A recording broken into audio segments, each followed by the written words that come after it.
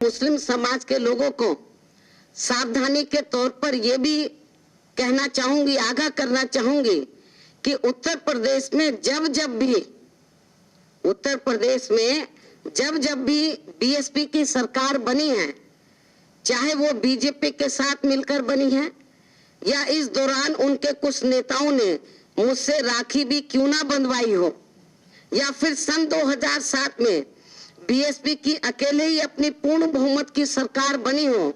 तो तब उत्तर प्रदेश में बीजेपी काफी कमजोर हुई है। ये रिकॉर्ड बताता है, आप रिकॉर्ड उठाकर देखो, ये रिकॉर्ड बताता है कि तब उत्तर प्रदेश में बीजेपी काफी ज्यादा कमजोर हुई है। और इसका मुख्य कारण ये है कि हमारी पार्टी ने सपा मुखिया श्री मुलायम सिंह यादव की तरह ना तो बीजेपी के साथ कभी भी मिलकर चुनाव लड़ा है और ना ही अपने व्यक्तिगत स्वार्थ में अपनी पार्टी की नीतियों व सिद्धांतों को बीजेपी व आरएसएस के पास कभी गिरवी रखा है और ना ही प्रदेश में कोई नई परंपरा लागू होने दी है और ना ही कभी कोई सांप्रदायिक दंगे आदि होने दिए। किंतु वही दूसरी तरफ जब भी उत्तर प्रदेश में सपा की सरकार बनी है, तो तब उत्तर प्रदेश में बीजेपी काफी ज्यादा मजबूत हुई है। रिकॉर्ड उठाकर देख लो। और वर्तमान सपा की पूर्ण बहुमत की सरकार के चलते तो बीजेपी यहाँ पहले से भी ज्यादा मजबूत हुई है। और इस बात का ताजा व खास उदाहरण पूरे देश के साथ साथ यह उत्तर प्रदेश में भी सन 2014 का हुआ लोकसभा आम चुनाव का आया नतीजा है। और इसके बाद से तो अब बीजेपी के बड़े नेता व खुद प्रधानमंत्री श्री नरेंद्र मोदी तक भी इनके शादी विवाह आदि के प्रोग्राम में आने जाने लगे हैं। इससे भी उत्तर प्रदेश में सपा व बीजेपी की अंदरूनी आपसी मिली भगत साफ स्पष्ट होती है। इसलिए ऐसे हालातों में अब उत्तर प्रदेश के मुस्लिम समाज के लोगों को अपना कुछ भी वोट, अपना थोड़ा भी वोट या कुछ भी वोट सपा को देने के साथ साथ कांग्रेस पार्टी को भी देने से फिर इसका यहाँ सीधे तौर पर बीजेपी को ही फायदा पहुंचने वाला है। और वैसे भी वर्तमान में सपा का अपना यादव बेस वोट भी इस समय दो खेमों में अर्थात अखिलेश व शिवपाल यादव के इन दो खेमों में बटे होने के बाद से तो अब प्रदेश के खासकर मुस्लिम समाज के लोगों को और भी ज्यादा सावधान रहना है, क्योंकि इनकी सपा परिवार में चल रही आपसी वर्चस्व की लड़ाई अब कदापि खत्म होने वाली नहीं है। अर्थात इन्हें बीजेपी को प्रदेश की सत्ता में आने से रोकने के लिए अब एक तरफा अपना वोट एकमात्र अपनी हितैषी पार्टी अर्थात केवल बहुजन समाज पार्टी को ही देना है। और अब संक्षेप में हमारी पार्टी का यही कहना है कि भाजपा व प्रधानमंत्री श्री नरेंद्र मोदी ने केंद्र में अपनी सरकार की कमियों व विफलताओं को ध्यान में रखकर अब इन्होंने अपने विकास के मुद्दे को तो एक प्रकार से काफी हद तक दरकिनार ही कर दिया है। हालांकि अब चुनाव नजदीक आने की वजह से यूपी में अब ये जरूर थोड़ा इसका विकास का गुणगान करने लगे, ये एक अलग चीज है।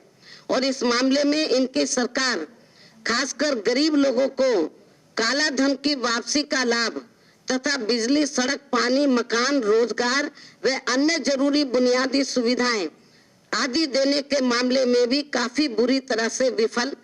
साबित हुई है। और वैसे भी अब केंद्र की वर्तमान भाजपा सरकार ये सब कुछ कार्य भुलाकर केवल अपने नोटबंदी के मामले में अपना तानाशाही व अड़ियल एवं कट्टरवादी रवैया अपना कर यहाँ देश की आम जनता को तकलीफ देने व देश को भी पीछे धकेलने के काम में अब काफी तेजी से लग गई लगती है। इस कारण लोगों में काफी ज्यादा हताशा व निराशा है, जिसका प्रत्यक्ष प्रमाण भाजपा की उत्तर प्रदेश में चल रही इनकी यात्राओं व हो रही रैलियों में भी मिल रहा है। जिसमें अधिकांश टिकटार्थियों व भाड़े की भीड़ को एवं नजदीक के राज्यों आदि से लाए गए लोगों को ही इकट्ठा किया जाता है।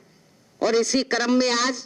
मुरादाबाद की रैली में भी पूरे पश्चिमी उत्तर प्रदेश के साथ साथ पड़ोसी राज्य उत्तराखंड से भी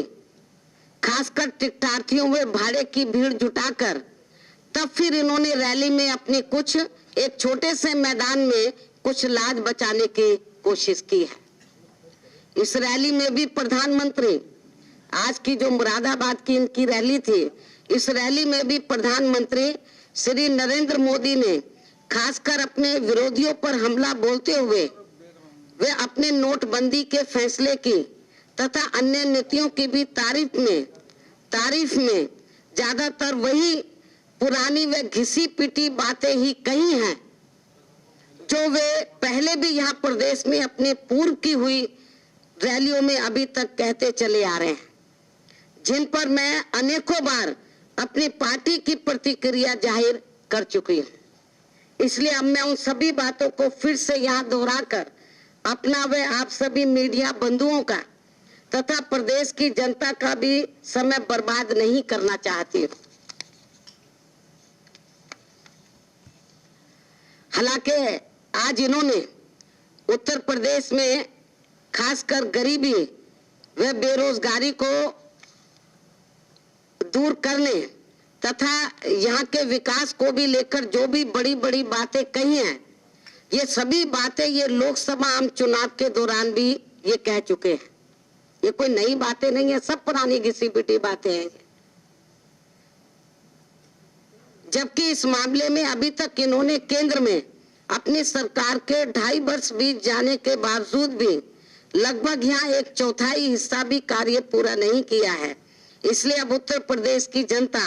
इनकी किसी भी जुमलेबाजी के बहकावे में आने वाली नहीं है। इसके साथ ही जनधन खाते में पैसे जमा करने वालों के बारे में भी जो कुछ भी आज पीएम ने कहा है, इसके पीछे हमें इनके बड़े बड़े पूंजीपतियों व धन्ना सेठों को ही कुछ ना कुछ लाभ अप्रत्यक्ष रूप में पहुंचाने की ही साजिश हमें नजर आ रही है। दाल में जरूर कुछ काला है, कुछ नहीं बहुत ज्यादा काला है, उल्टा ही है। इसलिए ये लोग, इसलिए जो जनधन खाते वाले लोग हैं इनके बहकावे में कतई भी ना आए।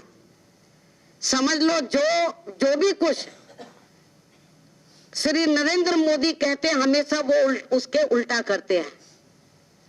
और अब अंत में हमारी पार्टी का यही कहना है कि बीजेपी व प्रधानमंत्री श्री नरेंद्र मोदी द्वारा इस समय नोटबंदी की आड़ में की जा रही इनकी इस घिनौनी राजनीति की सजा अब यहाँ उत्तर प्रदेश में जल्दी ही होने वाले विधानसभा आम चुनाव में यहाँ की जनता इनको इस बार ब्याज सहित जरूर देगी। चाहे ये लोग अपनी इस कमजोरी को छिपाने के लिए